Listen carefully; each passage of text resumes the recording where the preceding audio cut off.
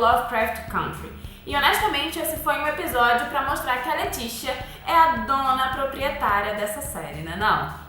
Depois dos 2 primeiros episódios, né, onde muita informação foi dada e mal dava para conseguir respirar de tanta coisa que acontecia, eu já tava sem saber o que é que ia acontecer nesse terceiro episódio, principalmente porque se a série fosse seguir o livro, seria a hora de mudar o foco e os holofotes se virarem para Letitia.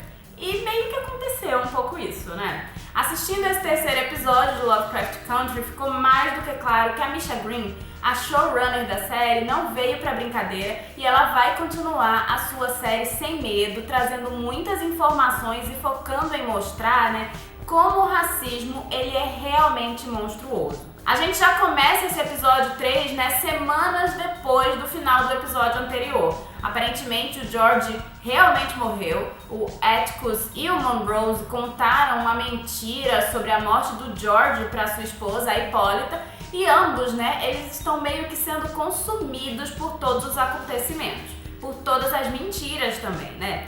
E antes de seguir em frente e falar do foco do episódio, eu preciso falar sobre a morte do George, porque eu ainda não estou completamente convencida de que ele não vai voltar para a série de alguma forma.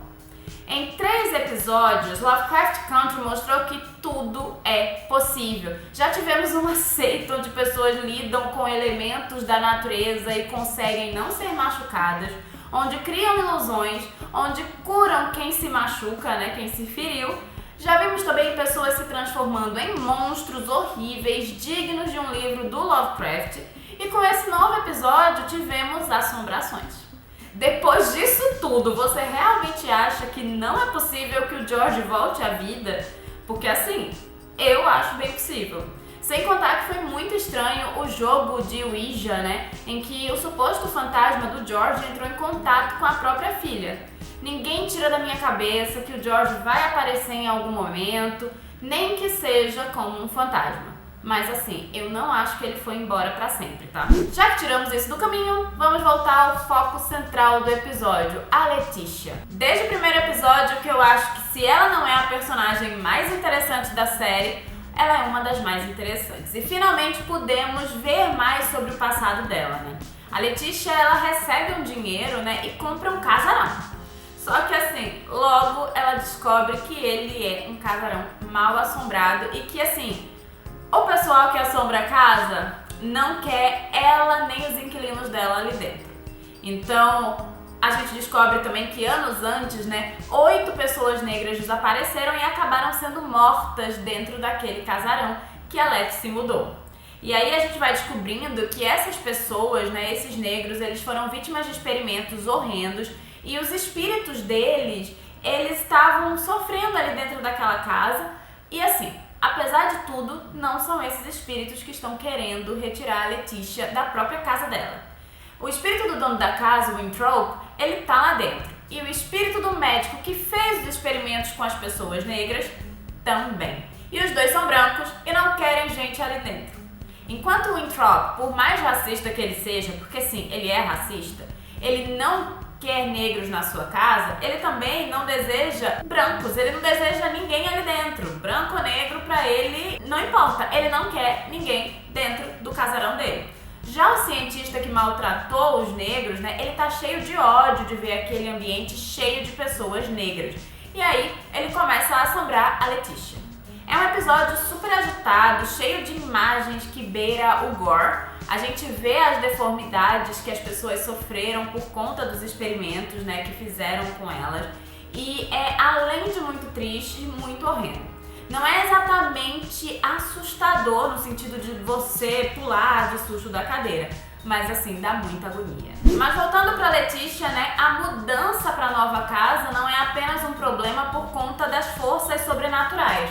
Na verdade, a vizinhança dela é extremamente racista e ela é obrigada a lidar com isso também. E ver essa mulher lidar com os horrores do racismo no plano terreno e no plano dos espíritos é impressionante. Mesmo sabendo das possibilidades de ser presa, ela quebra os carros dos racistas que tentam transformar a vida dela no inferno e é fenomenal como ela faz isso. Ela é incrível. Ela não pensa 2 vezes, não pede ajuda a nenhum homem, ela simplesmente vai lá e faz. E por mais que o Atticus esteja lá com ela, fica claro, né, que ela pode ter ajuda, mas ela se vira sozinha. Ela é maravilhosa. E como os policiais, eles acabam prendendo a Letícia por conta dos carros quebrados, né, das janelas que ela quebrou, a gente fica tendo certeza de algo que tinha ficado implícito no primeiro episódio. A Letty, ela é ligada a movimentos antirracistas. E é por conta disso que ela acaba ficando tanto sem dinheiro, né? E é algo que a irmã dela, a Ruby, fala bastante. Inclusive, elas têm uma discussão bem interessante nesse episódio e eu tô bem curiosa pra saber, né, o que é que vai ser desse relacionamento com o passar do tempo. Mas voltando, né, à situação da Letícia e ao tanto que ela fica sem dinheiro, ela fica sem dinheiro porque ela usa o dinheiro que ela pede aos irmãos pra tirar amigos da cadeia, né, ou até ela mesma às vezes, porque, enfim, a gente fica sabendo que ela já foi presa algumas vezes. Mas vamos dar uma pausa em todo esse drama prático da vida da Letícia e vamos falar sobre a questão emocional. Que rolava um clima entre ela e o Atticus, a gente já sabia, pra mim já estava mais do que claro. Mas nesse episódio, os dois acabam se pegando no banheiro e eles têm o sexo mais anticlimático que eu vi numa série em muito tempo. Sério.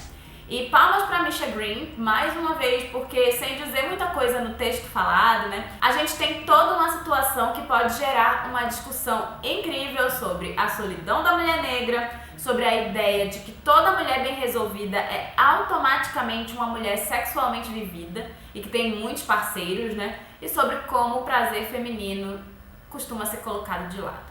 O Atticus transou com a Letícia e em momento nenhum ele pensou nela, no que ela estava sentindo, no que ela sentia.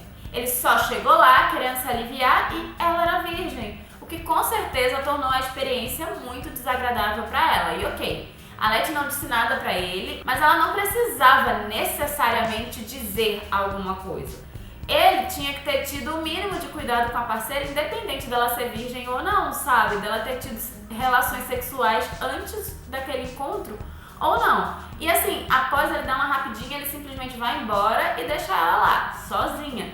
Toda a construção da cena, sabe, é super problemática e reforça o quanto existem homens que até são bons, né? São boas pessoas, mas não conseguem enxergar direito as mulheres com quem eles se socializam, porque eles não conseguem sair do seu lugar de conforto. E olha que o Atticus é um homem negro e ele sofre muito, mas é justamente essa situação, né, colocar ele, um homem negro, nessa situação que mostra, né, que é a prova de que mesmo sofrendo muito, ele ainda tem alguns privilégios masculinos e isso não deveria ser ignorado, principalmente quando a gente tem uma mulher negra do lado. Mas vamos voltar pra casa e os seus fantasmas, né? Gente, que cena forte, cheia de significados. A da Letty junto, né, com os espíritos dos negros ali que foram torturados. E eles expulsam juntos, né, o espírito do médico que fez aquelas aberrações àquelas pessoas. A Letícia, ela chamou cada um dos espíritos pelos próprios nomes, ela resgatou a humanidade e a identidade daquelas pessoas que foram desumanizadas, né, que as identidades foram retiradas, que foram tão massacradas e mostrou o que é comunidade, o que é apoio. Negros sofrem faz séculos, mas juntos todos são mais fortes e eu acho que essa é a mensagem pra mim, né, que ficou muito forte e assim, a cena foi realmente impactante, foi tudo muito bonito. E só pra não esquecer de comentar, a gente teve a presença da Cristina no finalzinho do episódio e ela criou toda a situação pra Letícia comprar a casa, né. A cada episódio eu acabo ficando mais e mais curiosa com as situações que a Cristina vai criar, porque numa série onde o racismo é o vilão e que deixa isso bem claro, que não é sutil em momento nenhum, pra mim, nenhum branco pode ser o mocinho da história. E eu duvido que a Cristina seja a mocinha. Dito isso, ela poderia até ser uma aliada, né? Então eu tô curiosa pra ver o quanto a Misha Green vai seguir do livro do Território Lovecraft e o quanto ela vai mudar. Porque eu confesso que até agora eu tenho achado as modificações brilhantes e continua parecendo uma aula de como adaptar um livro para as telas. Então eu quero saber de você, se você ainda tá tão empolgado como eu com Lovecraft Country, e não esquece de comentar o que achou do episódio, o que achou do vídeo. Compartilha esse vídeo, se inscreve aqui no canal para chegar ao maior número de pessoas e é isso.